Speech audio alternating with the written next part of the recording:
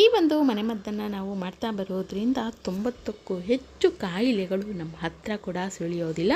ನಾವು ತುಂಬ ಒಂದು ಚೈತನ್ಯ ಭರಿತವಾಗಿ ಇಡೀ ದಿನ ಆರಾಮಾಗಿ ಕೆಲಸ ಮಾಡಿಕೊಂಡು ನಮ್ಮ ರೆಗ್ಯುಲರ್ ವರ್ಕ್ ಏನಿರುತ್ತೆ ಅದನ್ನು ಮಾಡಿಕೊಂಡು ಆರೋಗ್ಯಪೂರ್ಣವಾಗಿ ಇರ್ಬೋದು. ಒಂಥರ ಆಯಾಸ, ಸುಸ್ತು, ನಿದ್ರಾಹೀನತೆ ಅಥವಾ ನಮಗೆ ತುಂಬ ಸುಸ್ತಾಗ್ತಾ ಇದೆ, ಮಂಡಿ ನೋವು, ಕೈಕಾಲು ನೋವು, ಒಂಥರ ನಮಗೆ ಆಯಾಸ ಆದಂಗೆ ಆಗ್ತಾ ಇದೆ, ಯಾವುದರಲ್ಲೂ ಆಸಕ್ತಿ ಇಲ್ಲ, ಅಥವಾ ಯಾವಾಗಲೂ ಪದೇ ಪದೇ ಜ್ವರ ಬರ್ತಾ ಇರತ್ತೆ, ಅಥವಾ ನಮಗೆ ಒಂದು ಸುಸ್ತು ಅನ್ನುವಂಥದ್ದು ಹೆಚ್ಚಾಗುತ್ತೆ, ಅಥವಾ ನರಗಳಲ್ಲಿ ವೀಕ್ನೆಸ್ ಹೆಚ್ಚಾಗಿರುತ್ತೆ, ಬಾಡಿ ತುಂಬ ಪೇಯ್ನ್ ಆಗುತ್ತೆ, ಮಸಲ್ಸ್ ಪೇಯ್ನ್ ಆಗುತ್ತೆ, ಕತ್ತು, ಕೈ, ಮಂಡಿ ನೋವು, ಮೂಳೆ ನೋವು ಬರೋವಂಥದ್ದು, ಈ ರೀತಿ ನೋವುಗಳು ಬರೋದೇ ಇಲ್ಲ ಅಂತಲೇ ಹೇಳ್ಬೋದು.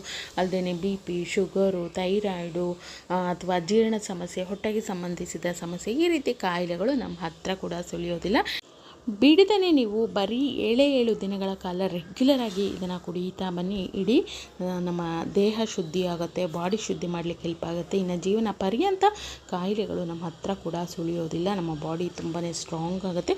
ಇದು ಒಳ್ಳೆ ಸಂಜೀವಿನಿ ಥರ ಕೆಲಸ ಮಾಡುತ್ತೆ. ಖಂಡಿತ ಟ್ರೈ ಮಾಡಿ ನೋಡಿ, ಸೂಪರಾಗಿ ವರ್ಕ್ ಆಗೋವಂಥ, ಜೊತೆಗೆ ಖರ್ಚು ಮಾಡ್ದೇ ಮನೆಯಲ್ಲೇ ನಮ್ಮ ಒಂದು ಆರೋಗ್ಯವನ್ನು ವೃದ್ಧಿ ಮಾಡ್ಕೊಳ್ಳೋವಂಥ ಒಂದು ಮನೆಮದ್ದನ್ನು ನಿಮ್ಮ ಜೊತೆ ಶೇರ್ ಮಾಡ್ಕೊಳ್ತಾ ಇದ್ದೀನಿ.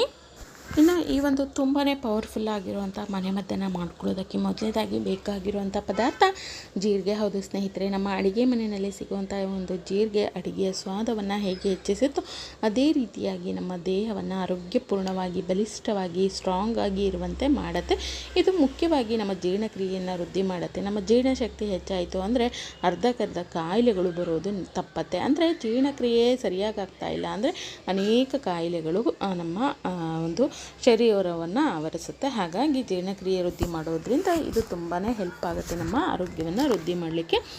ಇದರಲ್ಲಿ ವಿಟಮಿನ್ ಸಿ ಅಂಶ ಹೆಚ್ಚಾಗಿ ಇರೋದ್ರಿಂದ ಇದು ದೇಹಕ್ಕೆ ಯಾವುದೇ ರೀತಿಯ ಇನ್ಫೆಕ್ಷನ್ ಆಗೋದಕ್ಕೆ ಬಿಡೋದಿಲ್ಲ. ಜೊತೆಗೆ ನಮಗೆ ಏನಾದರೂ ಸ್ವಲ್ಪ ಕಾಯಿಲೆಗಳು ಹೆಚ್ಚಾಗ್ತಿದೆ ಅನ್ನೋಂಥ ಸಮಯದಲ್ಲಿ ನಾವು ಈ ಒಂದು ಜೀರಿಗೆ ಸೇವನೆಯನ್ನು ಚೆನ್ನಾಗಿ ಮಾಡೋದ್ರಿಂದ ಒಳ್ಳೆಯ ಒಂದು ಔಷಧಿಯಾಗಿ ಕೆಲಸ ಮಾಡುತ್ತೆ. ಅಲ್ಲದೆ ಇದರಲ್ಲಿ ಆ್ಯಂಟಿ ಇನ್ಫ್ಲಮೇಟರಿ ಪ್ರಾಪರ್ಟೀಸು ತುಂಬ ಚೆನ್ನಾಗಿ ಇರೋದ್ರಿಂದ ಕಾಯಿಲೆಗಳು ನಮ್ಮ ಹತ್ತಿರ ಕೂಡ ಸುಳಿಯೋದಿಲ್ಲ. ಇನ್ನು ಕೆಲವೊಮ್ಮೆ ನಮಗೆ ಹೊಟ್ಟೆ ನೋವು, ಅಜೀರ್ಣ, ಈ ರೀತಿ ಸಮಸ್ಯೆಗಳು ಹೆಚ್ಚಾದಾಗ ನಾವೇನು ಮಾಡ್ತೀವಿ, ಜೀರಿಗೆ ನೀರನ್ನು ಮಾಡ್ಕೊಂಡು ಕುಡಿತೀವಿ. ಇದರಿಂದ ಈ ರೀತಿ ಆಗುವಂಥ ಇನ್ಫೆಕ್ಷನ್ನಿಂದ ದೂರ ಮಾಡಲಿಕ್ಕೆ ಹೆಲ್ಪ್ ಆಗುತ್ತೆ. ಜೊತೆಗೆ ಜೀರ್ಣಕ್ರಿಯೆಯನ್ನು ವೃದ್ಧಿ ಮಾಡಲಿಕ್ಕೆ ಹೆಲ್ಪ್ ಆಗುತ್ತೆ.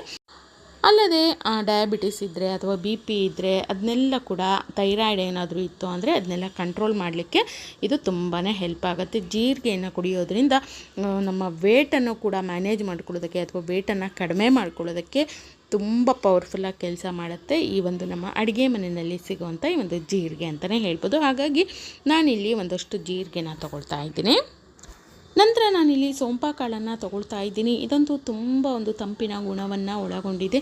ನಮ್ಮ ಬಾಡಿ ತುಂಬ ಹೀಟ್ ಆದರೆ ಅದನ್ನು ಕಡಿಮೆ ಮಾಡಲಿಕ್ಕೆ ಹೆಲ್ಪ್ ಆಗುತ್ತೆ. ಕೆಲವೊಮ್ಮೆ ಬಾಡಿ ಹೀಟ್ ಆದರೂ ಕೂಡ ಕಾಯಿಲೆಗಳು ಹೆಚ್ಚಾಗುತ್ತೆ ಅಂತಲೇ ಹೇಳ್ಬೋದು. ಜೀರ್ಣಕ್ರಿಯೆಯನ್ನು ವೃದ್ಧಿ ಮಾಡಲಿಕ್ಕೆ ತುಂಬ ಹೆಲ್ಪ್ ಆಗುತ್ತೆ. ನಮ್ಮ ಮೈಂಡನ್ನು ಕೂಲಾಗಿ ಇರಿಸಲಿಕ್ಕೆ ತುಂಬ ಹೆಲ್ಪ್ ಆಗುತ್ತೆ. ನಮ್ಮ ಮೈಂಡನ್ನು ಒಂಥರ ಫ್ರೀಯಾಗಿ ಇರಲಿಕ್ಕೆ ಹೆಲ್ಪ್ ಮಾಡುತ್ತೆ ಅಂತಲೇ ಹೇಳ್ಬೋದು. ಇನ್ನು ತುಂಬ ಸ್ಟ್ರೆಸ್ ಆಗ್ತಾ ಇದ್ದರೆ ಅದನ್ನು ಕಡಿಮೆ ಮಾಡಲಿಕ್ಕೆ ಹೆಲ್ಪ್ ಆಗುತ್ತೆ. ಸ್ಟ್ರೆಸ್ಸು ಜಾಸ್ತಿ ಆಯಿತು ಅಂದರೆ ಅದರಿಂದನೂ ಕೂಡ ಕೆಲವೊಂದು ಕಾಯಿಲೆಗಳು ಬರ್ತಾ ಇರುತ್ತೆ. ಅಂದರೆ BP ಆಗಿರ್ಬೋದು, ಶುಗರ್ ಆಗಿರ್ಬೋದು, ಥೈರಾಯ್ಡ್ ಆಗಿರ್ಬೋದು, ಇವೆಲ್ಲವೂ ಕೂಡ ಸ್ಟ್ರೆಸ್ ಜಾಸ್ತಿ ಆದಾಗಲೂ ಕೂಡ ಬರುತ್ತೆ.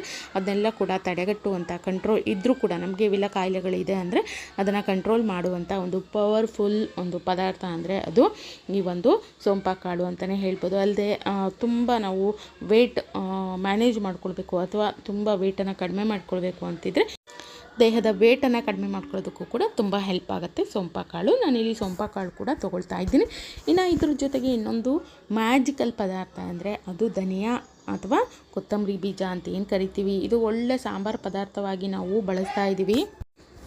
ಆದರೆ ಇದನ್ನು ನಾವು ಸೇವನೆ ಮಾಡೋದ್ರಿಂದ 90ಕ್ಕೂ ಹೆಚ್ಚು ಕಾಯಿಲೆಗಳಿಂದ ಮುಕ್ತಿಯನ್ನು ಪಡಿಬೋದು. ಅವು ನಮ್ಮ ಹತ್ತಿರ ಕೂಡ ಸುಳಿಯೋದಿಲ್ಲ.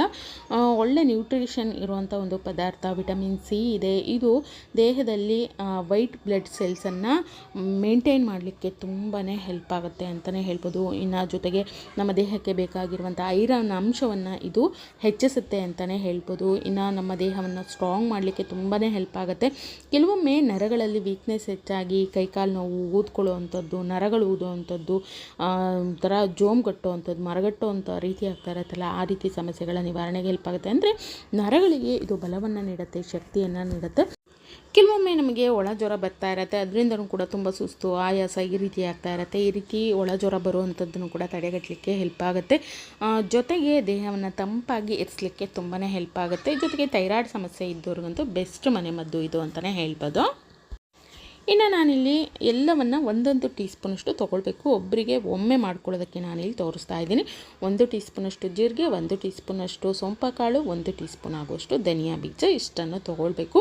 ಇದನ್ನು ನಾವು ಏನು ಮಾಡಬೇಕಪ್ಪ ಅಂದರೆ ಒಂದು ಬೌಲಲ್ಲಿ ಹಾಕ್ಬಿಟ್ಟು ನೆನೆಸಿಟ್ಕೊಳ್ಬೇಕು.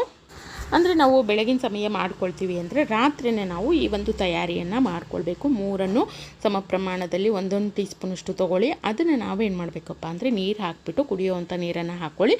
ರಾತ್ರಿ ಮಲಗೋದಕ್ಕೆ ಮುಂಚೆ ಈ ರೀತಿ ನೆನೆಸಿಟ್ಬಿಟ್ಟು ಇದನ್ನು ರಾತ್ರಿ ಪೂರ ನೆನೆಯಲಿಕ್ಕೆ ಬಿಡಬೇಕು. ಅಂದರೆ ಇದು ಎಷ್ಟು ಚೆನ್ನಾಗಿ ನೆಂದ್ಕೊಳ್ಳುತ್ತೋ ಅಷ್ಟು ನಮಗೆ ಇದರ ಒಂದು ಒಳ್ಳೆಯ ಗುಣಗಳು ಸಿಗ್ತಾ ಹೋಗುತ್ತೆ. ನಮ್ಮ ದೇಹಕ್ಕೆ ಏನು ಪೋಷಕಾಂಶಗಳು ಬೇಕೋ ಅದು ಸಿಗ್ತಾ ಹೋಗುತ್ತೆ. ನೋಡ್ಬೋದು ರಾತ್ರಿ ಪೂರ ನೆನೆಸಿಟ್ಕೊಂಡಿದ್ದೀನಿ. ಸ್ವಲ್ಪ ಇದು ಚೆನ್ನಾಗಿ ನೆಂದ್ಕೊಂಡಿದೆ, ಬಣ್ಣ ಕೂಡ ಬದಲಾಗಿದೆ ನೀರಿಂದು. ಇದು ರೆಡಿಯಾಗಿದೆ. ಈಗ ಇದನ್ನು ನಾವು ಯಾವ ರೀತಿಯಾಗಿ ಸೇವನೆ ಮಾಡೋದು ಅಂಥೇಳಿ ನೋಡ್ಕೊಳ್ಳೋದಾದರೆ ಮೊದಲು ಇದನ್ನು ನಾವು ಕಾಯಿಸ್ಕೊಳ್ಬೇಕು. ಅಂದರೆ ಒಳ್ಳೆ ಕಷಾಯದ ರೀತಿ ಇದನ್ನು ಮಾಡ್ಕೊಳ್ಬೇಕಪ್ಪ ಅಷ್ಟೇ. ಅಂದರೆ ನಾವಿಲ್ಲಿ ಒಂದು 2 ಗ್ಲಾಸ್ ನೀರು ಹಾಕಿದ್ದೀವಿ ಅಥವಾ 1.5 ಗ್ಲಾಸ್ ನೀರು ಹಾಕಿದ್ದೀವಿ ಅಂದರೆ ಅದು ಹತ್ತತ್ರ ಅರ್ಧದಿಂದ 3/4 ಗ್ಲಾಸ್ ಆಗುವಷ್ಟು ಆಗಬೇಕು. ಅಂದರೆ ಒಳ್ಳೆ ಕಷಾಯನೇ ಆಗಬೇಕು. ಕಷಾಯದ ರೀತಿ ನಾವು ಚೆನ್ನಾಗಿ ಇದನ್ನು ಕುದಿಸ್ಕೊಳ್ಬೇಕು. ಎಷ್ಟು ಚೆನ್ನಾಗಿ ಕುದಿಸ್ಕೊಳ್ತೀವೋ ಅಷ್ಟು ಇದರ ಒಂದು ಔಷಧಿಯ ಗುಣಗಳು ಹೆಚ್ಚಾಗ್ತಾ ಹೋಗುತ್ತೆ, ನೀರಲ್ಲಿ ಸಂಗ್ರಹಣೆ ಆಗ್ತಾ ಹೋಗುತ್ತೆ. ಎಲ್ಲ ನಾವು ಏನು 3 ಪದಾರ್ಥ ಹಾಕಿದ್ದೀವಲ್ಲ ಎಲ್ಲ ಕೂಡ ನಮ್ಮ ದೇಹಕ್ಕೆ ಒಂದು ಒಳ್ಳೆಯ ಔಷಧಿ ರೀತಿ ಕೆಲಸ ಮಾಡುವಂಥ ಪದಾರ್ಥಗಳೇ. ಹಾಗಾಗಿ ಇದನ್ನು ಚೆನ್ನಾಗಿ ಕುದಿಸ್ಕೊಳ್ಬೇಕು. ಎಷ್ಟೊತ್ತು ಕುದಿಸ್ಕೊಳ್ಬೇಕು? ನಾನು ಮೊದಲೇ ಹೇಳಿದಾಗೆ ನಾವು ಹಾಕಿರೋವಂಥ ನೀರು ಒಂದು ಅರ್ಧ ಭಾಗದಷ್ಟು ಕಡಿಮೆ ಆಗೋವರೆಗೂ ಚೆನ್ನಾಗಿ ಕುದಿಸ್ಕೊಳ್ಬೇಕು. ನೋಡಿ ಇದಾಗಿದೆ.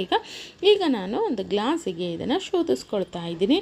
ಇದನ್ನು ನೀವು ಇದಕ್ಕೆ ಸಕ್ಕರೆ ಹಾಕುವಂಥದ್ದು, ಬೆಲ್ಲ ಹಾಕುವಂಥದ್ದು ಏನನ್ನು ಮಾಡಬಾರ್ದು. ಕಲ್ಲು ಸಕ್ಕರೆ ಏನನ್ನು ಹಾಕಬಾರ್ದು. ನಿಂಬೆಹಣ್ಣು ಕೂಡ ಏನು ಬೇಕಾಗೋದಿಲ್ಲ. ಇದನ್ನು ಡೈರೆಕ್ಟಾಗಿ ಹೀಗೇ ನೀವು ಬೆಳಗ್ಗೆ ಖಾಲಿ ಹೊಟ್ಟೆಗೆ ಕುಡಿಬೇಕು.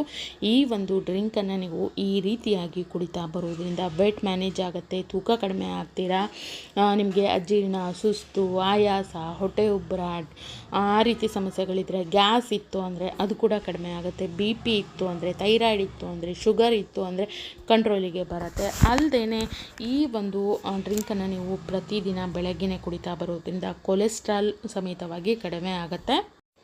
ದೇಹದಲ್ಲಿ ಕೆಟ್ಟ ಕೊಲೆಸ್ಟ್ರಾಲ್ ಅನ್ನುವಂಥದ್ದು ಕಡಿಮೆ ಆಯಿತು ಅಂದರೆ ಹೃದಯ ಸಂಬಂಧಿ ಕಾಯಿಲೆಗಳು ಕಡಿಮೆ ಆಗುತ್ತೆ. ಹೃದಯ ಸಂಬಂಧಿ ಕಾಯಿಲೆಗಳು ನಮ್ಮ ಹತ್ರ ಸುಳಿಯೋದಿಲ್ಲ ಅಂತಲೇ ಹೇಳ್ಬೋದು. ನರಗಳಿಗೆ ಬಲ ನೀಡುತ್ತೆ, ಶಕ್ತಿ ನೀಡುತ್ತೆ, ಮೂಳೆಗಳು ಗಟ್ಟಿಯಾಗುತ್ತೆ, ಒಳ್ಳೆ ಒಂದು ಎನರ್ಜಿ ದೇಹದಲ್ಲಿ ಹೆಚ್ಚಾಗುತ್ತೆ, ಮೂಳೆ ನೋವು ಕಡಿಮೆ ಆಗುತ್ತೆ, ಮಂಡಿ ನೋವು ಕಡಿಮೆ ಆಗುತ್ತೆ, ಮಸಲ್ಸ್ ನೋವು ಕಡಿಮೆ ಆಗುತ್ತೆ, ಅಲ್ಲಲ್ಲಿ ಹಿಡ್ಕೊಳ್ಳುವಂಥದ್ದು, ಜೋಮ್ಗೊಟ್ಟುವಂಥದ್ದು ಈ ರೀತಿ ಯಾವುದೇ ಸಮಸ್ಯೆಗಳು ಹೆಚ್ಚಾಗೋದಿಲ್ಲ, ಬದಲಾಗಿ ಕಡಿಮೆ ಆಗ್ತಾ ಬರುತ್ತೆ, ನಿವಾರಣೆ ಆಗ್ತಾ ಬರುತ್ತೆ. ಖಂಡಿತ ಇದನ್ನು ನೀವು ಒಂದು 7 ದಿನ, 9 ದಿನ ಅಥವಾ 11 ದಿನ ಈ ರೀತಿಯ ಕುಡಿತಾ ಬನ್ನಿ. ಒಳ್ಳೆಯ ರಿಸಲ್ಟ್ ನೀಡುತ್ತೆ. ಜೀರ್ಣಕ್ರಿಯೆ ವೃದ್ಧಿ ಆಗುತ್ತೆ.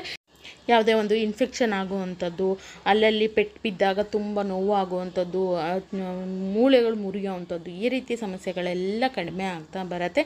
ಖಂಡಿತ ಬಾವ ಆಗೋವಂಥದ್ದು, ರಕ್ತ ಹೆಪ್ಪುಗಟ್ಟುವಂಥದ್ದು ಅದೆಲ್ಲ ಕೂಡ ಕಡಿಮೆ ಆಗುತ್ತೆ. ಖಂಡಿತ ಈ ಒಂದು ಡ್ರಿಂಕ್ ತುಂಬ ಸುಲಭವಾಗಿ ಮಾಡ್ಕೊಳ್ಳೋದು, ಆರಾಮಾಗಿ ಮಾಡ್ಕೊಂಡು ಕುಡಿಬೋದು. ಖಂಡಿತ ಟ್ರೈ ಮಾಡಿ ನೋಡಿ. ನಾನು ಸಿಗ್ತೀನಿ ಮತ್ತೊಂದು ಹೊಸ ವಿಡಿಯೋದೊಂದಿಗೆ. Thank you.